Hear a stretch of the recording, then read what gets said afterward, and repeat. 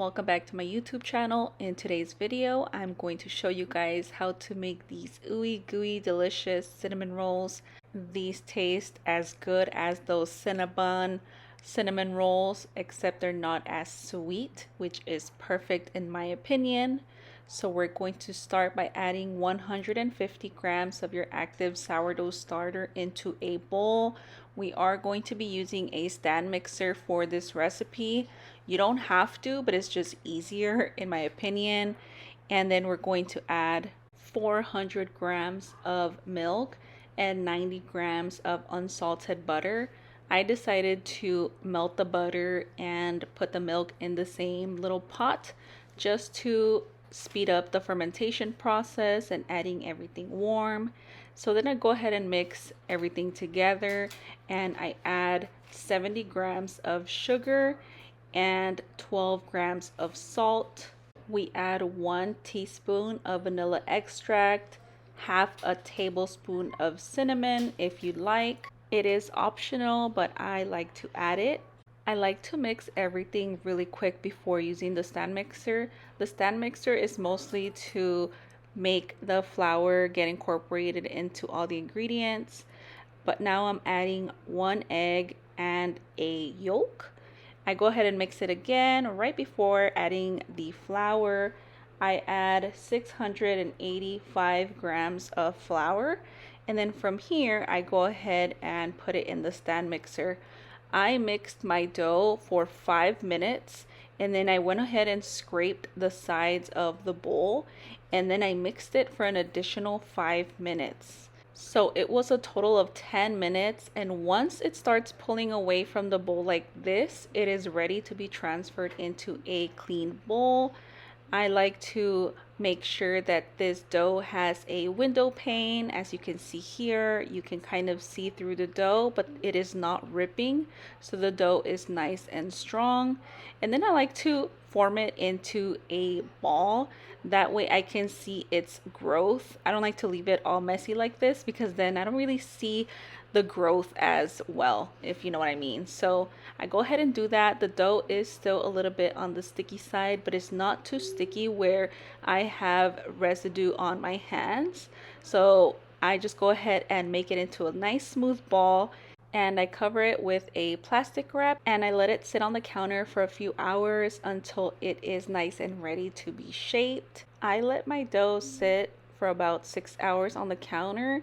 You can also put it in the refrigerator so it can do a cold proof, but I decided not to today, and I just decided to shape it. So I go ahead and put it on my mat, and I use my rolling pin to roll it out as thin as I want. You want to make sure that the dough isn't too thin, or else it won't get as fluffy on the second rise. So here I just make it into a ball just so I can get like an even amount of dough all throughout. And I like to leave my dough pretty thick just because that's what's going to give you that fluffy, soft sourdough texture that we all want. For the filling, you will need 200 grams of unsalted butter, 200 grams of sugar, and 4 to 5 tablespoons of cinnamon. You can add more or less depending on your liking. For the unsalted butter, I like to kind of melt it a tad bit in a pot. Not fully melted, but just it's like half melted and half softened, if that makes sense, because I like to put some of the softened butter first, as you can see here. And it is super soft. It was on the verge of like being melted in the pot, but I like to use this as a base, and then I like to pour some of that melted butter on top.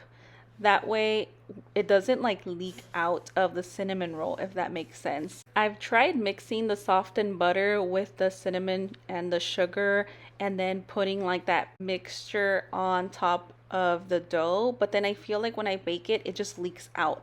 It's like if the softened butter just melts, and it just melts out. So that's why I like to already have the butter somewhat melted, if that makes sense.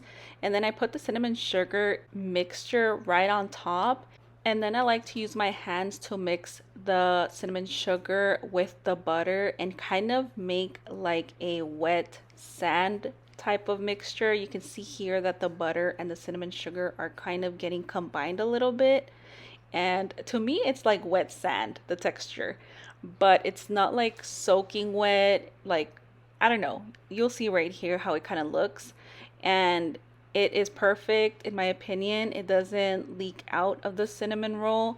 And even if you have some of the cinnamon sugar still kind of dry on top, it's okay as long as you mix most of it with the butter. And then you can start rolling it. So you want to roll it kind of tight, obviously not too tight where the dough is going to start ripping. So just go ahead and do this very gently and just keep on rolling all the way up until you get a nice roll. I like to use a bench scraper to cut my cinnamon rolls. I don't use a floss or any of that stuff, and it works out. So you can use a bench scraper if you'd like, or a very sharp knife. I like to mark where I am going to cut the dough first. I like to use my fingers to measure out how big I am going to cut these, and I use about 3 fingers, and I feel like this is the perfect size. They're nice and big and fluffy, and they're just so good this way. And you go ahead and just butter up a pan. I use two because I have small pans, so I just go ahead and cut the rolls and put them on these 2 pans, and then I let them rise again for a second time. I think I let these rise for about 2 hours until they were nice and puffy. You could let them go a tiny bit longer if you'd like. It was just bedtime for us, so it was just too late to let these sit for another hour, to be honest.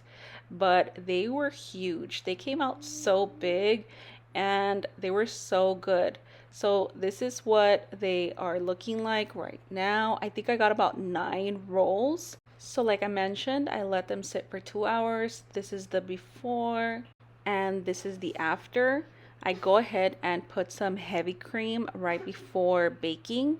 I also preheat my oven around this time to 350 degrees. And then once I'm done putting the heavy cream on all of them, I go ahead and bake them for about 35 minutes. And these came out so big, so fluffy, and so soft. So this is what they ended up looking like once they got out of the oven. I let them cool down for a little bit before putting the icing. Look at how fluffy and big these cinnamon rolls look. I feel like the bigger you make them, the softer and more delicious they are. So for the icing, I did 1 1/4 cup of powdered sugar, 1 block of cream cheese, which is 8 ounces. I used 4 tablespoons of softened butter, 2 tablespoons of maple syrup, and 1 tablespoon of vanilla extract. And these were so good. The icing isn't too sweet, but if you want it sweeter, you can definitely add more. But I thought these were perfect. Look at how soft and easy they just pull apart. But here is the one that I haven't iced yet.